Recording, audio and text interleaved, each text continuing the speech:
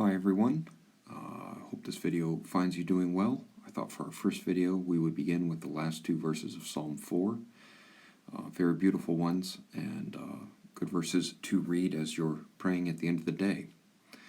So verse 8, Natata simcha belibi me'ed daga'an vetirosham rabu. And verse 9, Beshalom yachdav eshkeva ve'ishan, Ki ata Adonai levadad lavetach toshi ve'ni. Why don't you go ahead and pause the video just for a second, practice pronouncing it out loud, and see how much you can read before we go into our explanation. Okay, welcome back. Hopefully you can see these verses aren't too difficult. We begin in verse 8 with a verb. Obviously, it's a little bit strange to see the comments hey on the end of natan, to give. Normally we'd see a comments hey on the end of an imperfect or an imperative or something like that. But if you check Gesenius Couch, abbreviated as GKC, which is a very, very valuable book in which we'll answer all these questions. If you check in, 44F, as he explains the perfect verb, he will explain some rare or unusual forms, and this is one of the ones that he lists. The second person masculine singular perfect form will sometimes be written with an extra comments hey. He points out how for a 1CS perfect verb, which normally would be written with a hierarch yod, occasionally you can find forms of it written just with a hierarch. It's just an unusual form, that's it. So, natata, simcha is a feminine singular noun which means joy, and belibi, hopefully you can recognize, bait prefix, 1CS suffix with the word lave, heart. So you have put joy in my heart. Next four words, you can hopefully recognize the noun ate, time, with a min prefix, and then we have two nouns, both with 3 MP suffixes. Dagon is grain, and tirosh is wine. Not terribly common words, but that's what they mean. And then the final verb is a final hey verb. Rava, the final hey has not been written because it's a vocalic ending. It's just another cal 3 MP perfect verb. So literally, from the time their grain and their wine increase.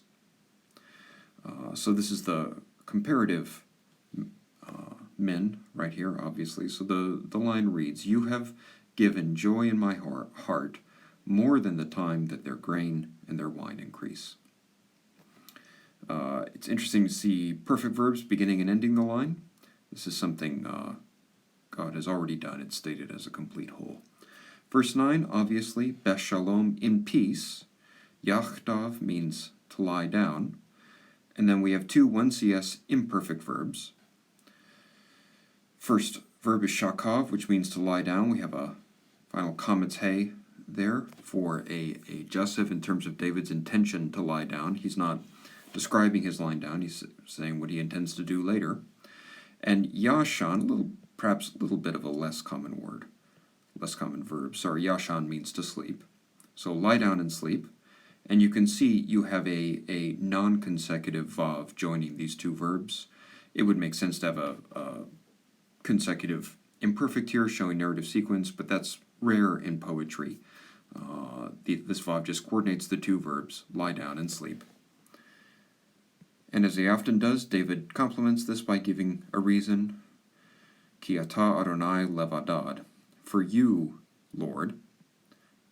Vadad means alone, and the lamed means something like with respect to your aloneness. It's an adjective form. For you alone. And then betach means safety. Important word in the Old Testament for experiencing God's shalom. So for you alone, Lord, in safety, and to shiveni is from the rare verb yashav, which means to lie down or dwell. It's a hiphil form, you know that because of the long I vowel under the sheen, and because the yod has been written as a Cholam Vav, as it will in the Hiphil.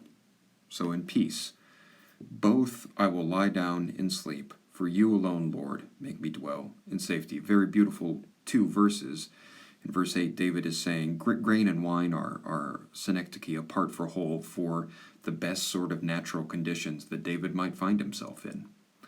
And the joy that David has, not as his own achievement, but because it's given to him directly by God. It's a gift by God, and it's a gift by God right down in his core. Your lave is your core. And it doesn't just compete with, it's better than the best natural conditions we could possibly have. You know, it's easy when you're tired or strung out or stressed out or worried. It can be easy to think, the weekend comes and I can rest, or when my life gets better, then this stress and this worry and the press and the weight of it will leave me. That's not where David goes. He looks to the gift of God's joy deep down in his core, deep down in his heart, that's going to outdo and outpace the best natural conditions elsewhere. And as a result, David can lie down and get a tight 8 hours without a sleeping pill. He's in trouble, he's persecuted, he is really suffering for serving God. But this joy and this peace that God gives him are so profound, he's not going to lie awake and toss and turn. He's going to be able to sleep as God's gift. And the reason is, for you alone, Lord. And the word alone here is important. David's plan for negotiating with life is not God plus something else. It's God alone. And it's God alone makes him dwell in safety. That's it for Psalm 4, 8, and 9. God bless you. Thank you for joining me. I'll see you soon.